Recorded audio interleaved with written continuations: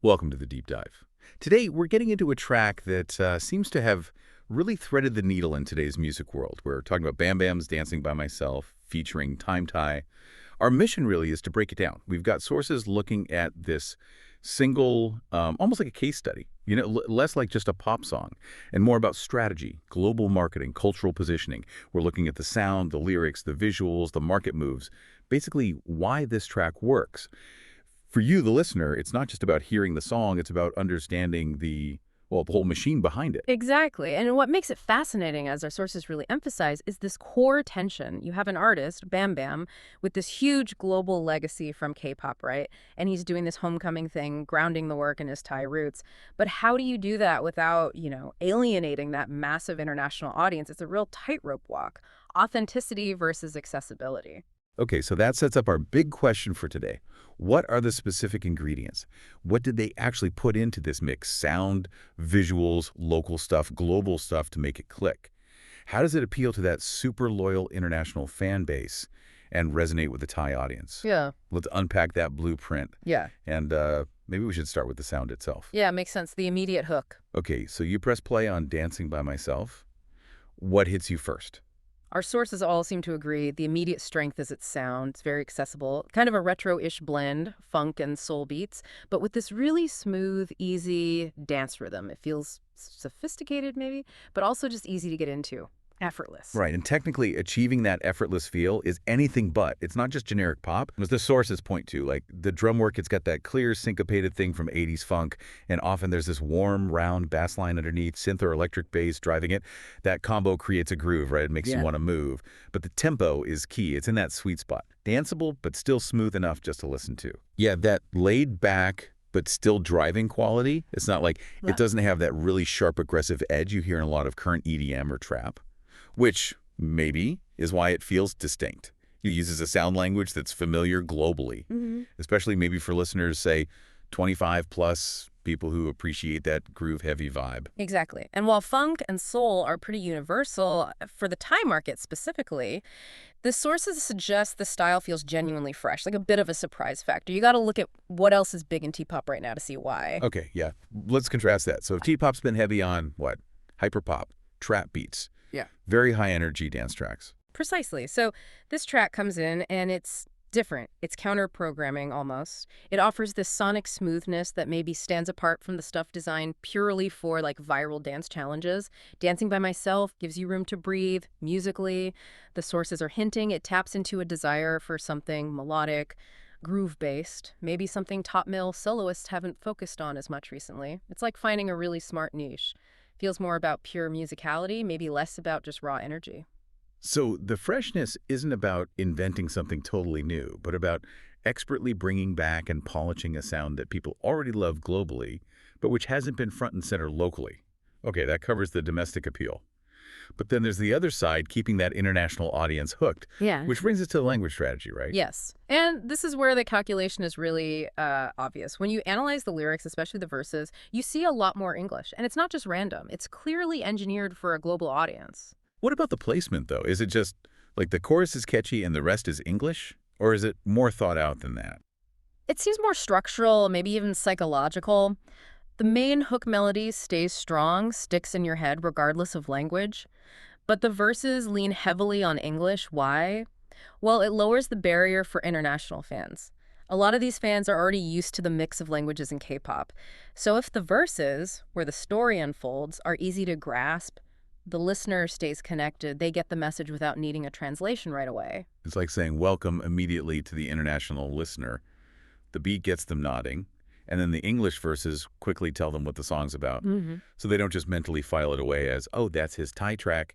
It keeps its global identity, even though it's part of a Thai project. And also, the specific English phrases they chose. Our sources noted they often feel quite universal, almost memeable, you could say. Makes them easy to share on social media globally.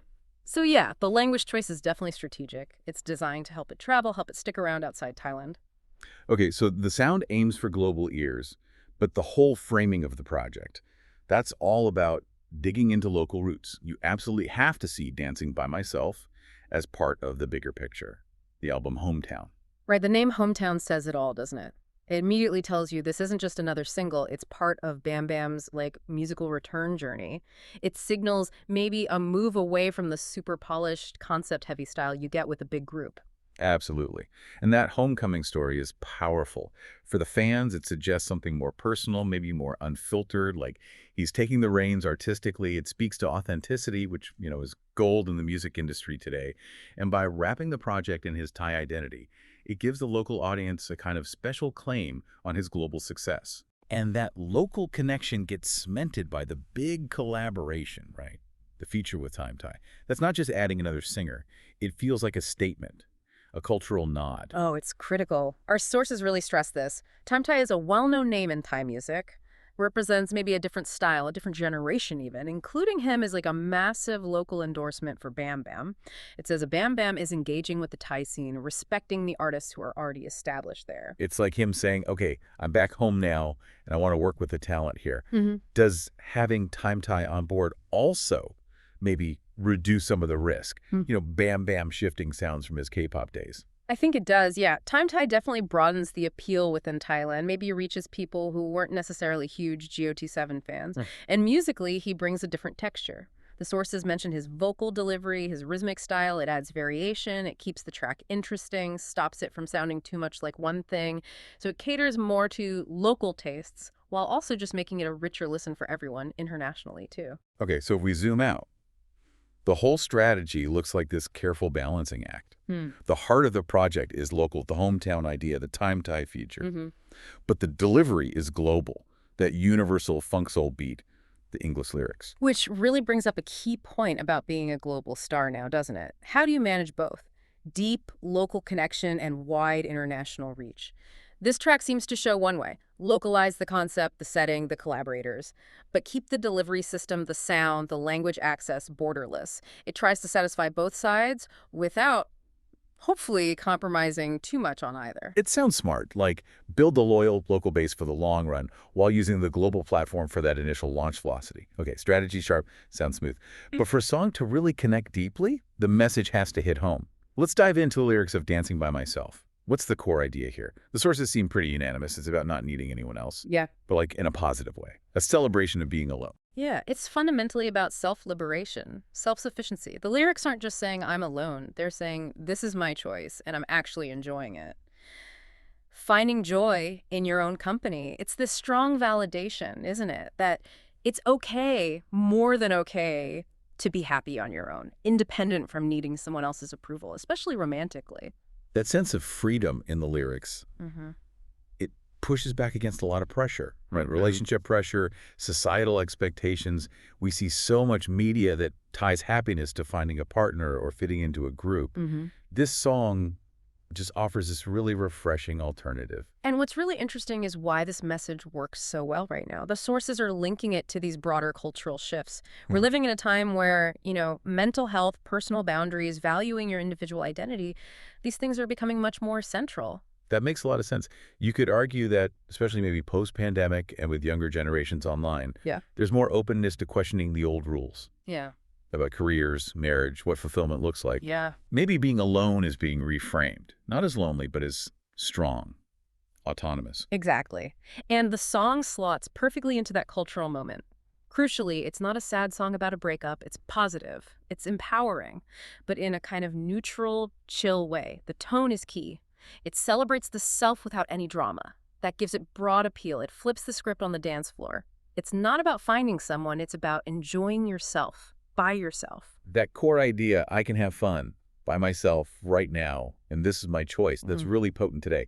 It gives the listener a sense of agency. It feels almost therapeutic, like an affirmation you can dance to. And just to loop it back to the global strategy, themes like self-acceptance, independence, they're pretty universal. Doesn't matter what culture you're from. That emotional core resonates. So even with the mix of Thai and English, the feeling comes across globally, helps it cross borders easily. Okay, so a modern hit isn't just audio anymore, is it? It's the whole experience. And the visuals for Dancing by Myself, they definitely feel designed to elevate the track. Our sources talk a lot about the styling, the look, very polished, very attractive, luxurious even. Yeah, the production value on the music video is top-notch. which frankly is expected for an artist at this level. They specifically point out using that high-end sky lounge setting. And that's not just a cool backdrop, right? It's symbolic, being up high, looking down. It kind of echoes that independence theme above the fray. Oh, they definitely nail the atmosphere. The colors they use, those deep blues, purples, ambers, and the lighting catching those Bangkok night views. It all just looks like the music sounds. Smooth, rich, sophisticated. The goal seems to be creating something memorable, aspirational. When the filming is that good, or, deep focus shots, maybe some slow motion highlighting the dance or the setting, it pulls you in emotionally. It makes the song feel like a premium product, not just another pop track. It's like an investment in making the song feel substantial, lasting. And here's where the homecoming thing comes back strong. The visuals aren't just generic luxury. They're specifically proudly Thai. The video seems expert at creating that sense of national pride. Yes. This is where the strategy really clicks visually. The sources highlight that showing those clear, beautifully shot views of the Bangkok cityscape, not just any skyline, is deliberate. When Thai viewers see familiar landmarks, feel the energy of their city presented so well, it creates this real sense of pride, a deeper local connection. So it connects the global standard of production quality directly to the local setting. It's like saying, look how amazing our city is, showcased by our global star. Exactly. That visual link really hammers home the idea. This is an international artist, proud of his roots, showing them off in style. And the overall aesthetic also subtly ties back to the funk soul sound. Some sources mention a kind of retro-futurism in the styling, like slick suits, strong colors, clean lines. It fits that 80s influenced groove. The look helps translate the sound into a visual language. It all feels connected. It makes the whole thing feel seamless.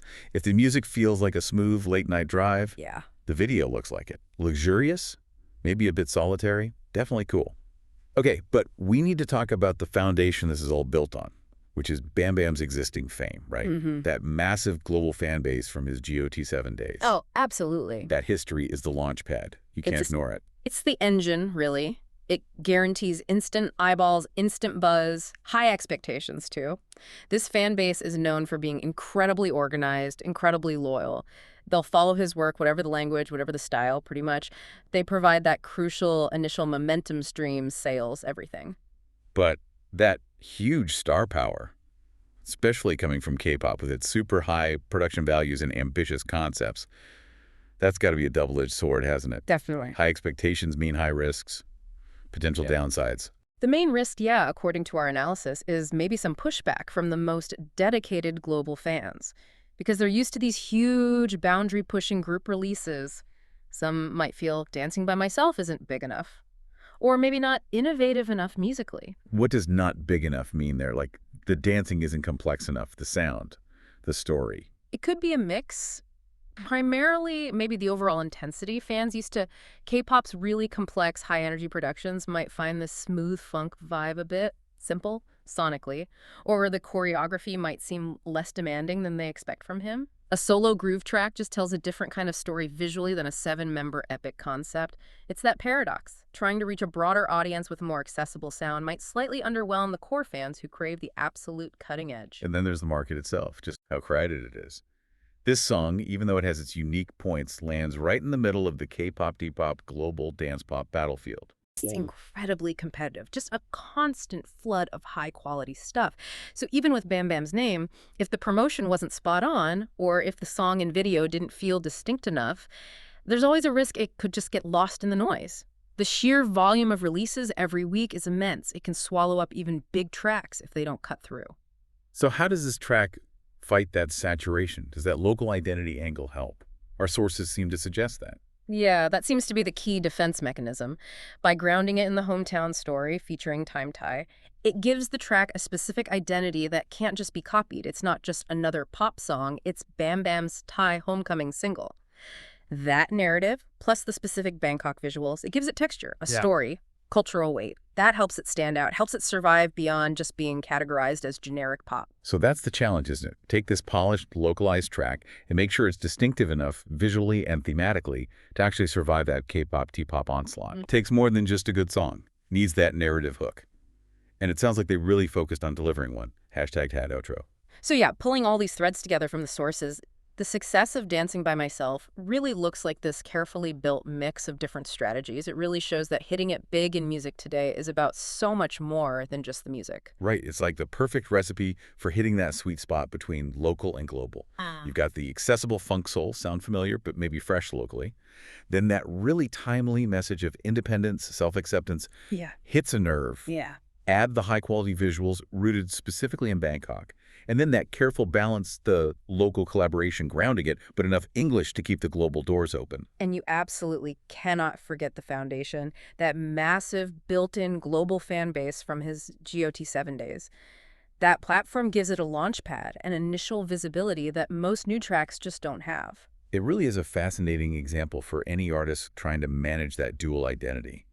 The track seems to have navigated that tricky space between wanting that authentic homecoming and needing to stay relevant to this huge international audience. Which brings us to maybe a final thought for you, the listener, to chew on. The old model for global success was often about stripping away local flavor, right? Making things generic for mass appeal. But Dancing by Myself kind of suggests the opposite might be happening now. How often is it this blend, this specific, authentic local connection through things like collaboration and visuals combined with universal appeal in the sound and language?